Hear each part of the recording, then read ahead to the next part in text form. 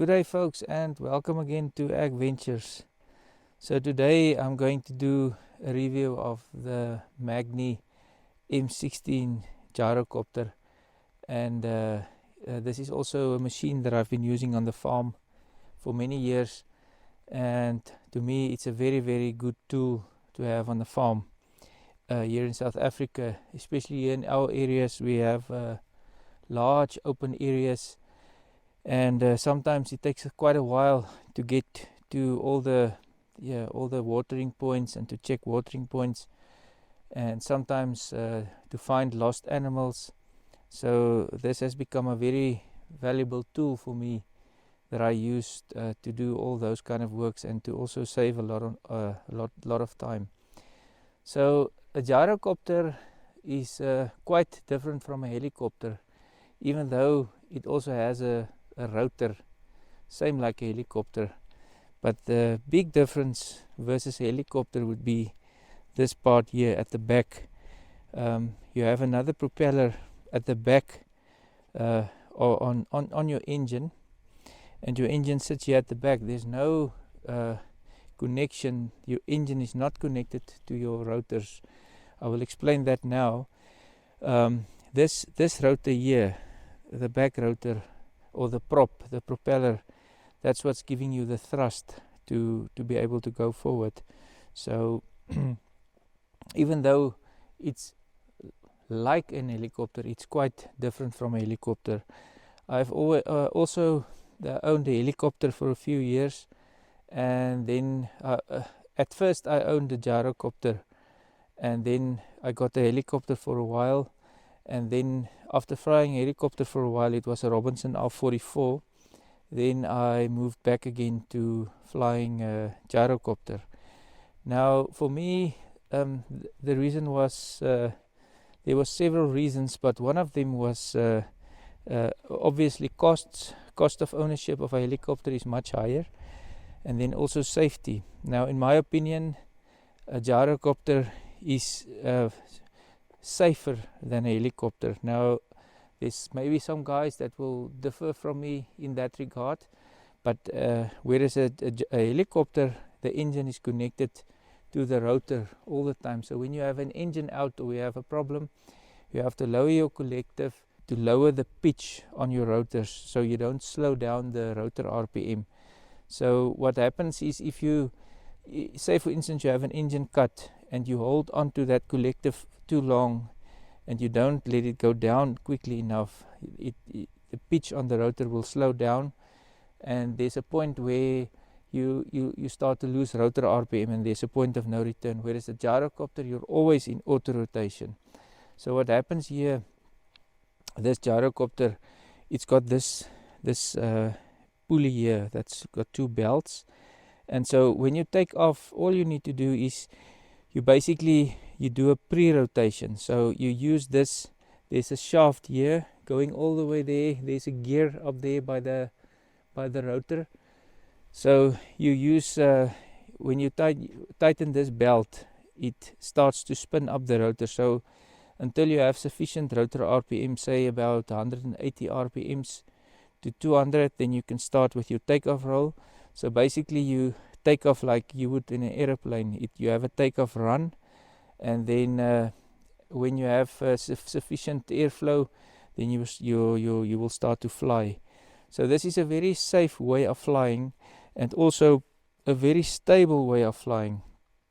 So when for instance, if you have an engine out in the gyrocopter, then you will lose altitude fairly quickly, but then also basically the landing would be almost the same as would be the case with or without the engine. So that's where there's a huge advantage for the gyrocopter. And then also in terms of stability, gyrocopters are very stable in high winds, so they can take quite high winds, and you don't really see or feel the winds when you're inside the inside the cockpit. So that's also a huge advantage. Now choppers, depending on the size of the chopper, is also they're very good in high winds, but gyrocopters are extremely stable in high winds. So in terms of controls of the gyrocopter, now this is the Magni M16 gyrocopter. It's a trainer, so it's got controls here in front. Here you have your throttle control by hand, and there's also you can brake. On your back wheels there's a brake there.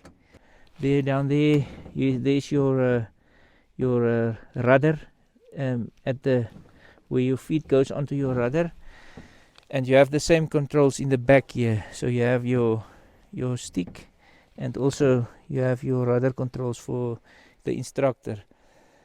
So basically, when flying a gyrocopter, you only have your rudder control, and you have your stick control. You mostly use your rudder on landing and when you're turning, but it's not like a helicopter where your feet needs to control the tail rotor. In this case, you also control direction, but it's more on landing that you use them to keep the gyrocopter straight. Now in that is also maybe a little bit of a danger point in a gyrocopter, because on landing, because you have that rotor spinning at high speed, you might have some or you do have a centrifugal force, so you need to make sure you land straight. If you come in for the landing and you're not straight, your nose is not straight, you might get something, you can easily roll over. So it's very important on landing that you keep your gyrocopter straight. Now in terms of the instrument panel, it's just a basic instrument panel on this one. There's flight data, it gives you some oil temperature and CHT, EGTs, and engine RPMs, and also basically your engine hours. You have a fuel pressure gauge, and there's your manifold pressure, compass, airspeed indicator, and radio. And this is your VSI and airspeed. Your altitude. There's your airspeed, and there's your altitude meter. And also here you have a fuel gauge.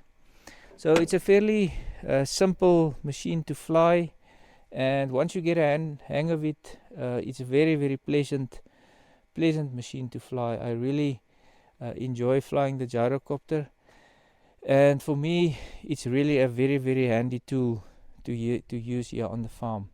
So basically on takeoff is this stick, before you spin up your rotor RPM to 120, then you let this stick go all the way back, and then you start with your takeoff run.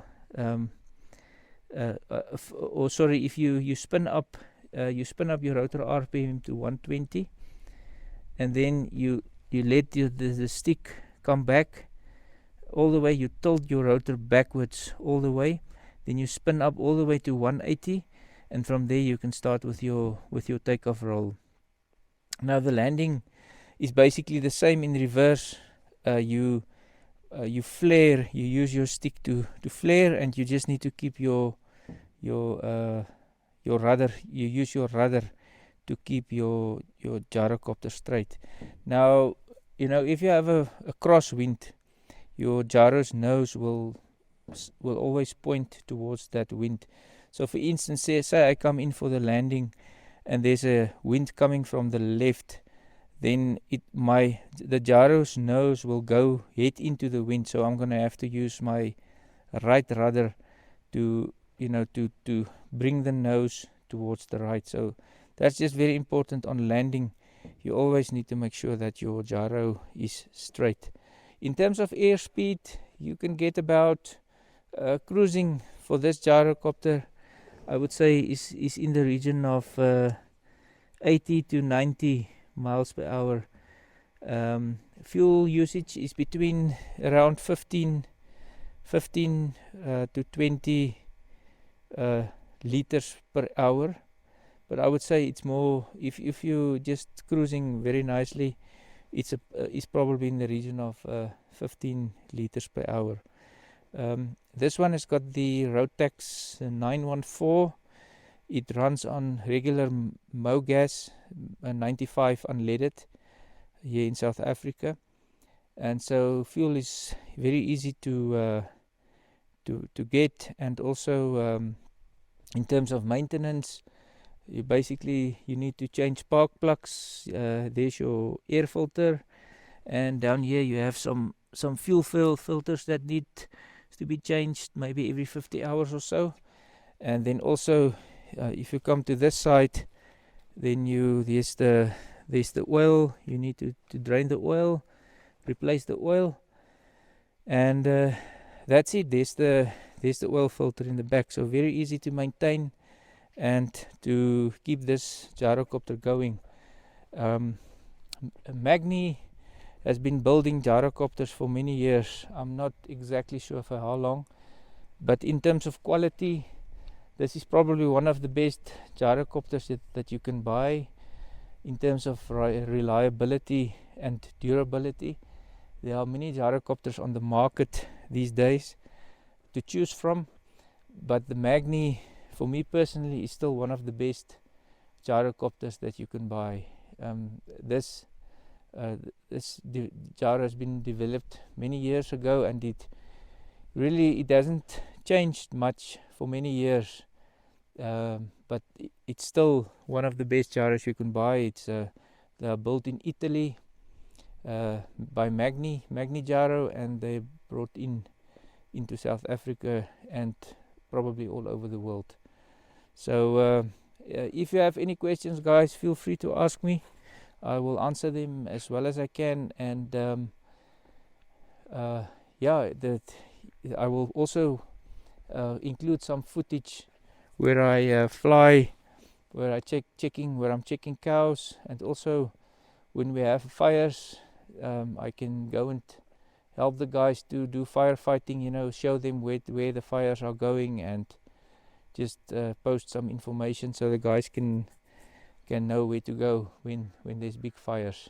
So really a very, very handy tool to have here on the farm, and I can really highly recommend this if you're a farmer, and even if you're just a hobbyist. It's really a very, very nice aeroplane to use. It's a very enjoyable way of flying. And this one is the tandem, and nowadays you also get side by sides, enclosed cockpits. So there's quite a different kinds of gyrocopters to choose from these days, and but all of them are very nice and very, very nice flying machines. So that's all from me, folks. Thank you very much. Take care, and God bless.